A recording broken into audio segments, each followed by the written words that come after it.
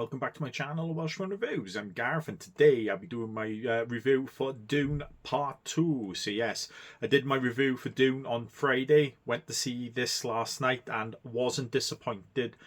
I wouldn't say, yeah, I wasn't disappointed, but I do have a few little gripes with the movie. I do. So obviously this is directed by Denis Villeneuve again. It is, who does a stellar job again on this movie. All the main characters from the last movie pretty much turn back up for this one. Timothy Chalamet's character, Rebecca Ferguson, Javier Bardem's Zendaya, Josh Brolin comes back in this, Dave Bautista, Christopher Walken has a bit of a more of a prominent role in this one, Stellan Skarsgård as well, with a couple of new people coming into the movie as well. Florence Pugh is the Emperor's daughter, Princess Irulan. Leah Seydoux, if I pronounced that wrong, my apologies, is Lady Margaret Fenring. It is, and I think they're pretty much the two main new ones that come into this movie. It is. So yeah, a couple of excellent additions. Oh, and sorry, God, I missed one of the important ones. Austin Butler, sorry, as Fade Rafar. Again, I'm butchering the names. Here I am. It is, who is the nephew of Stellan Skarsgård's Baron Harkonnen's character. So brilliant additions to this movie as well. Already a stellar cast in my opinion, but they, with Florence Pugh and that, and Austin Butler and that coming into it, yeah, it elevates it a little bit more as well. So this movie pretty much takes place right after the first movie. So you got Paul Atreides and Jessica, his mother, and now with the Freeman they are, and you have a little bit of a divide in the Freeman. So you have the older generation who think Paul Atreides is the chosen one. I can't remember what they call him now. It begins with M, but it's lost me in my mind right now. Thinks he's the chosen one, which is going to set them free and take them to the promised land, etc. And more the younger ones don't believe in all that. So it's pretty much like today, to be honest, when you think about it, where the younger generation don't really believe in faith. The older ones kind of do. It is.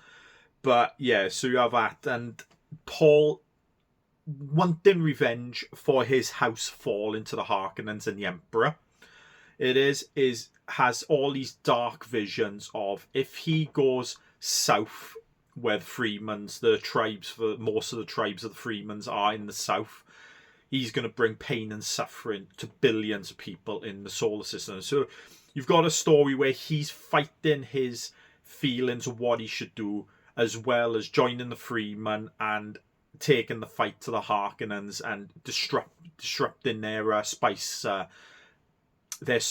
operation. It is. So that's one part of it. Then you have the Harkonnens then, who the Emperor brings in his nephew, as I said, Austin Butler's character. It is to get things back up and running on the thing. He's a bit of a ruthless guy. He is, who psychotic he's called in the movie. It is, but he's bringing to do what Dave Bautista's character can't do in the movie. But we do have, them, that, I can't remember that faction's name now, the women who can tell people what to do. Apologies if I can't remember the names of some of these people or these factions and all that. They have their own little agenda with him as well, trying to see if they can control him sort of for future purposes. It is. So pretty much that is the gist of the movie, of this movie, where, yeah, Atreides wants his revenge, but is fighting his destiny as well. His mother becomes a reverend mother of the Freemans, and she has her own agenda of trying to push him to become the Messiah, as they say, the one. It is. So she's like, she's trying to persuade a majority of the people who don't believe to join their cause as well. So you've got a lot of very religious type subjects and genre in this movie as well. It's very interesting, to be honest, overall. Do I find this better than I probably enjoyed the first one a little bit more than I did in this one. But then again, I've watched the first one a few more times. I probably have to watch this a few more times to give my proper thing. But my feeling right now is I kind of enjoyed the first one a little bit more. This one is a bit more... It has a bit of action in it, but that's kind of the poorest thing. Is that you have some good action scenes, and then you have that one big battle at the end where they don't really go full on into it, unfortunately, in my opinion. I think they I think I expected a bigger battle and a bit of thing. I did enjoy Paul Atreides' singles fight against Rufar, Austin Butler's character. That was very well choreographed and beautiful cinematography in some of the scenes in fight, some of the pauses in that scene as well. But apart from that, the big battle, even when the if you've seen this movie, if you've seen the old one, you kind of know, the big worms come into play on this as well. They're not.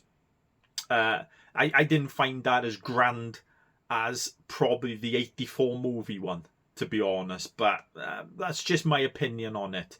There is some brilliant parts. I honestly think the acting in this did get elevated. Timothée Chalamet is outstanding in this movie. I think, especially in the third act, he is absolutely outstanding. He is, and brilliant. Rebecca Ferguson again, brilliant. And the majority of the actors and absolutely brilliant in this movie. I think they all did a brilliant job. Not one person, in my opinion, did a bad job in this movie. We do finish on a cliffhanger on the movie as well. It is, which I won't spoil. But yeah, can't wait for the third one to see where we go from there. My favourite part of the movie is when we get introduced to Austin Butler's character. So we're on the Harkonnen planet. So kind of when you're indoors, it's like a dark black planet anyway. They got a black sun they have. So when you're outdoors, it's very black and white. It is very black and white and some dark greys.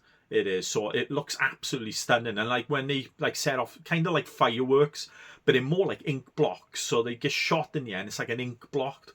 Some beautiful, beautiful visuals in this movie again. And that probably was my favourite part of the movie, that little section where we get introduced to him and that. So, but yeah, the music again by Hans Zimmer is absolutely magnificent. I absolutely loved it. So, some bombastic music in some scenes, but then you get some low-key, mellow music and in some of the other scenes. So I think it all goes brilliant. So I don't know if everyone's gonna like this movie like I did. I like these type of movies. Not everyone does. There's a lot of heavily like religious beliefs in this, and they do go more into the talking in the movie and stuff like that than the action. There's only probably if I have a little think, you don't see much of them attacking the spice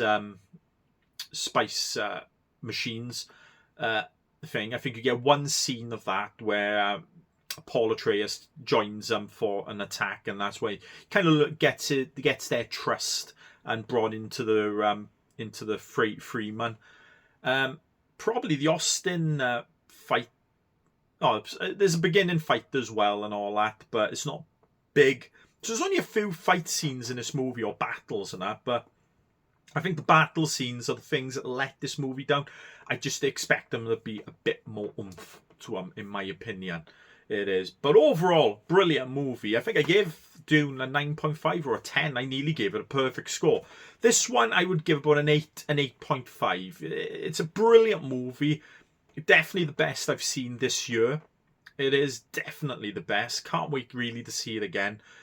But I do prefer the first one just that little bit more overall. I think the battle scenes were a bit better done in that movie, and but yeah, just a little bit more. But yeah, that's my review for Dune 2. I highly recommend you go and see it in the cinema. I know a lot of people don't like going to the cinema because they have their own reasons, people talking, etc. But if you can find a quiet showing of this movie, definitely go and see it in the cinemas. It's worth it. It's definitely worth it.